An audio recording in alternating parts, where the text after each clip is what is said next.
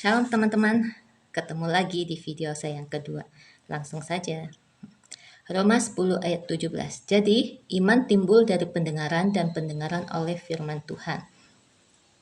Jadi, iman saya timbul pada saat mendengar firman Tuhan pada waktu duduk di bangku SMP dan SEMIA, di mana di sana sering menceritakan tentang kasih Tuhan yang luar biasa, yang rela mati di kayu salib untuk menebus dosa kita. Dan ia bangkit dan ia naik ke surga, duduk di sebelah kanan Allah ya, membuktikan bahwa dia benar-benar Allah yang hidup.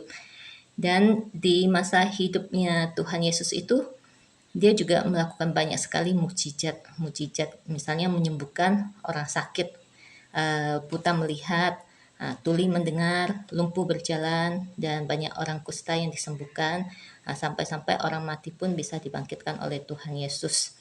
Dan itu pekerjaan ajaib yang tidak bisa dilakukan oleh manusia biasa. Dan kasih Tuhan itu benar-benar sangat luar biasa, di mana ia tidak memandang siapa kita, tidak memandang rupa kita, apakah kita ini orang hina, apakah kita ini adalah orang yang tidak berarti. Tapi bagi Tuhan, kita ini seperti biji matanya. Tuhan benar-benar sangat mengasihi kita.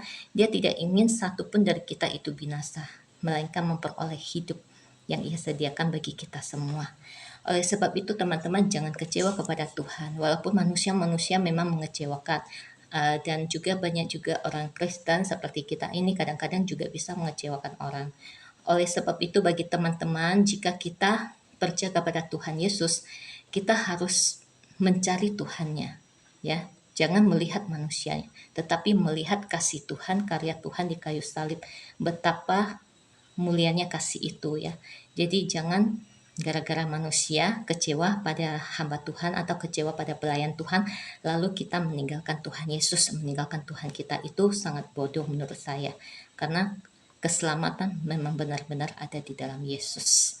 Dan di luar Yesus Kristus tidak ada. Karena Yesus berkata bahwa akulah jalan, kebenaran, dan hidup. Dan tidak ada seorang pun yang dapat datang kepada Bapa kalau tidak melalui aku. Dan Yesus itu satu-satunya jalan ya.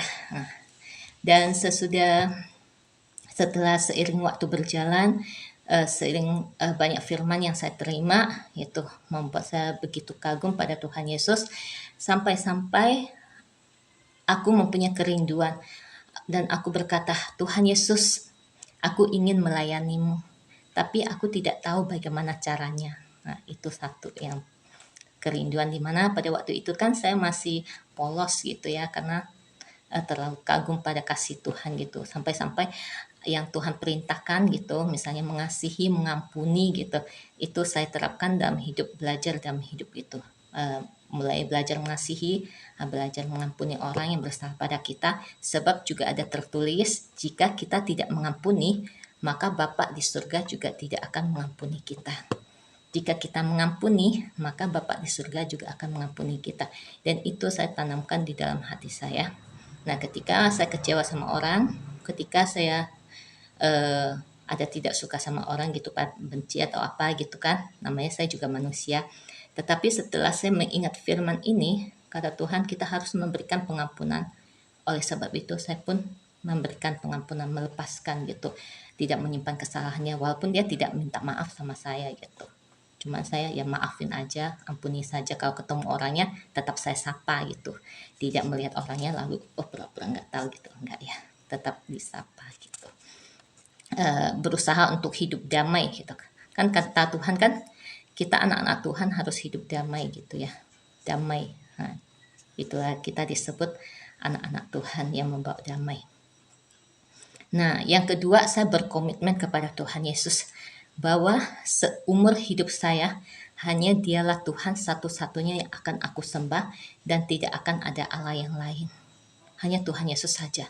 Dan saya berdoa kepada Tuhan, itu boleh dikatakan mungkin itu sebagai janji ya. Nah, saya bilang, Tuhan, Engkaulah Allah satu-satunya yang akan kusembah sampai selama-lamanya, dan tidak akan ada Allah lain di dalam hidupku gitu.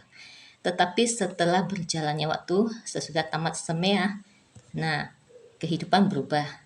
Saya jauh dari Tuhan, jauh dari firman Tuhan, dan tidak pernah ke gereja lagi. Hampir, kalau ada ke gereja pun mungkin baru sekali 2 kali gitu. Dan itu memakan waktu yang sangat panjang sampai sampai kira-kira ada 4, 5, 6 tahun gitulah kira-kira. Itu saya stop. Saya malah jatuh dalam penyembahan Allah lain. Saya malah menyembah Allah lain. Nah, sesudah berjalan kira-kira ya sekitar 5, 6 tahun gitu, tiba-tiba Tuhan menggerakkan seorang ibu. Ibu ini bukan orang percaya.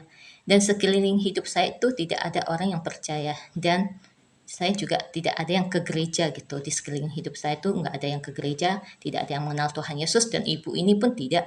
Tetapi saya tidak tahu mengapa sekitar 5-6 tahun kemudian tiba-tiba ia mengajak saya dibaptis gitu. Pada waktu itu saya kaget, hah, dibaptis? Saya merasa belum siap karena sudah lama sekali saya meninggalkan Tuhan gitu. Dimana saya jauh dari firman Tuhan, iman saya kan jadi goyah gitu. Oleh sebab itu firman Tuhan itu sangat penting dalam kehidupan kita ya. Dan sesudah itu karena diajak terus, akhirnya saya pikir, ya saya juga udah mengaku orang Kristen sudah lama, memang mungkin ini sudah saatnya saya dibaptis. Dan akhirnya saya ikut dibaptis. Nah sesudah dibaptis, apa yang terjadi? Apakah kehidupan saya bertambah baik? Tidak. Saya malah jatuh lagi dalam banyak berbagai dosa. Banyak berbagai dosa, tapi Tuhan Yesus itu sungguh sangat baik. Ya mungkin Tuhan tahu siapa kita, di mana waktu itu kita mungkin masih anak-anak. Karena anak-anak kan dikatakan tidak mengenal kebenaran dan masih mau diberi susu dan makanan ringan. Tetapi waktu itu ketika saya berdoa, Tuhan masih menyatakan kasihnya kepada saya, di mana pada waktu itu saya kan mempunyai tumor payudara, di mana setengah tahun, pada waktu pertama kali saya check up itu ada 2, dan setengah tahun disuruh kembali menjadi ada 4, dan kemudian setengah tahun periksa lagi tumor payudara saya menjadi 8.